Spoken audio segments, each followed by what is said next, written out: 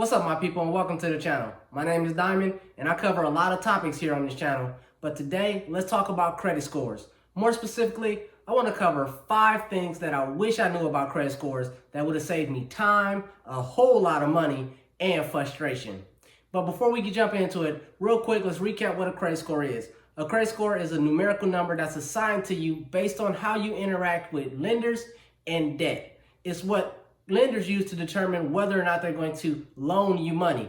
Landlords can use it to determine which tenant they're going to put into their property. It also could be used in things like car insurance and maybe even a job search. So it's become an integral part of our life, but let's talk about some things that I wish I knew. The first thing I wish I knew was the difference between a FICO score and a Vantage score. That's right, you have 2 different credit scores. When most of us think of our credit score, we think of the FICO score, and that's because it was introduced in 1989. Which makes me wonder, what did we do and how did they lend money before we had credit scores? But anyway, you also have a Vantage score, because around 2006, the three credit bureaus came together and said, hey, we're collecting all the data, we are the holders of all the information, we should have a credit score as well. So they came out with the Vantage score. So no matter if you're looking at the Vantage score or the FICO score, they both have a range of 300 to 850. Well, depending on which version of the credit scoring model, they have a range of 300 to 850. But more on versions later. But for me, I wish I knew out the gate that I can have 2 totally different credit scores, and they both are going to be based off of my credit profiles. That's my TransUnion, my Experian, and my Equifax credit report. And I know this may sound simple, but this type of stuff wasn't being taught in school. It wasn't in high school, and it wasn't taught in college. So I had to learn this stuff the hard way, aka the expensive way. Now, the second thing that I wish I knew was just how many types of credit scores there are. Now, there's 2 companies out there. You have the Vantage score, and then you have the FICO score. So that's 2 different credit scores, but within those different credit scoring models, they actually have several different versions. For your Vantage score, we're on version 4. For the FICO score, there's 16 different versions of the FICO score. And lenders can use whichever one they choose. They also have the ability to create their own scoring model and use an in-house formula to determine your credit score and determine whether or not they're going to lend you money. So it gets really confusing really fast.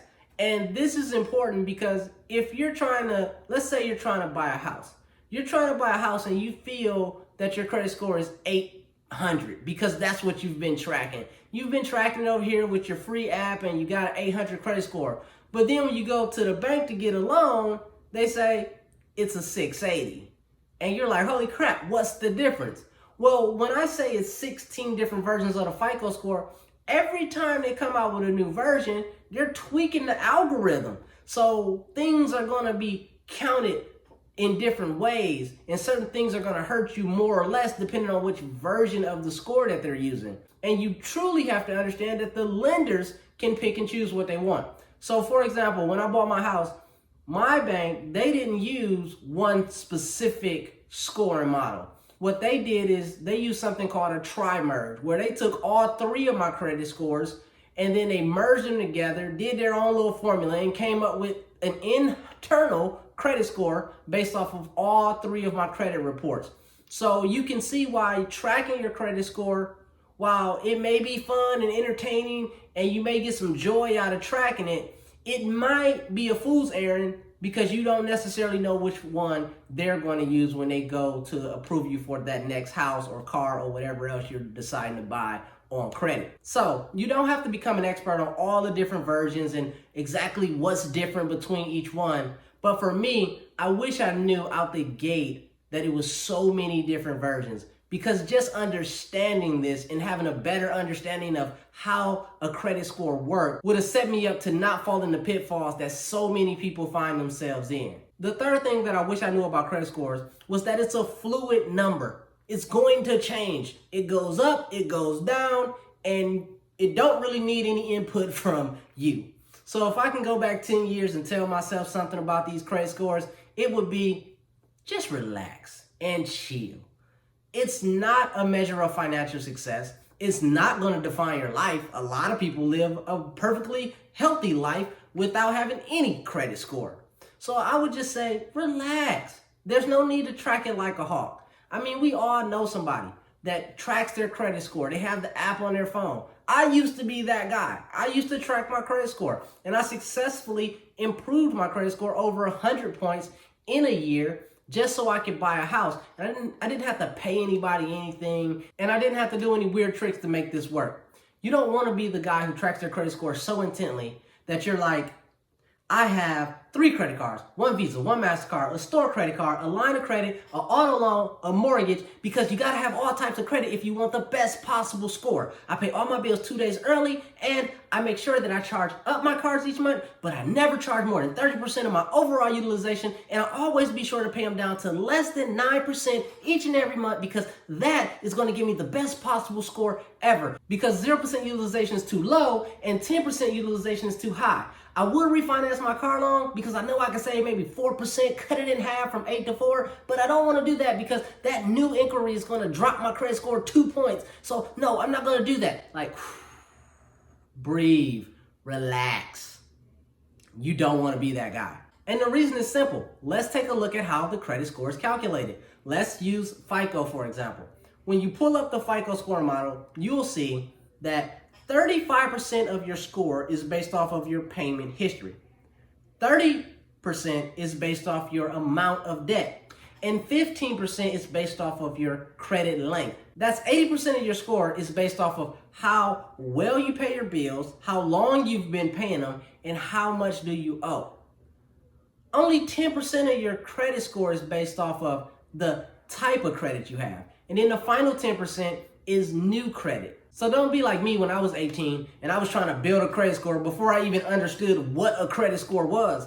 Because if you want to have a score, you want to maintain this number, then you have to understand exactly what goes into it so you know what to do. And when you look at this, it's a lot of people out there who want to increase their credit score. Maybe they believe the only way to buy a house is to have a good credit score. They don't know that you can buy a house without a credit score. So they want to increase this score. Think about that. 35% is based off of payment history. So the biggest impact you can have on your credit score is just paying your bills on time.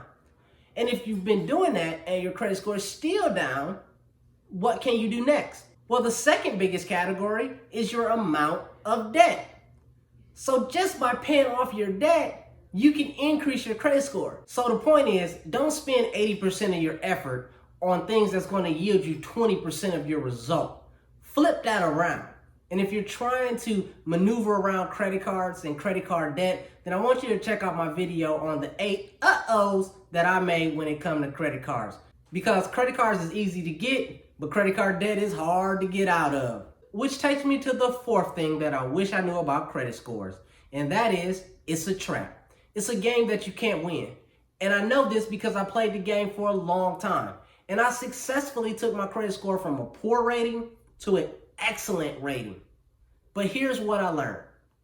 You should not try to build a credit score without first understanding and learning how both credit and debt, and more importantly, how building wealth works.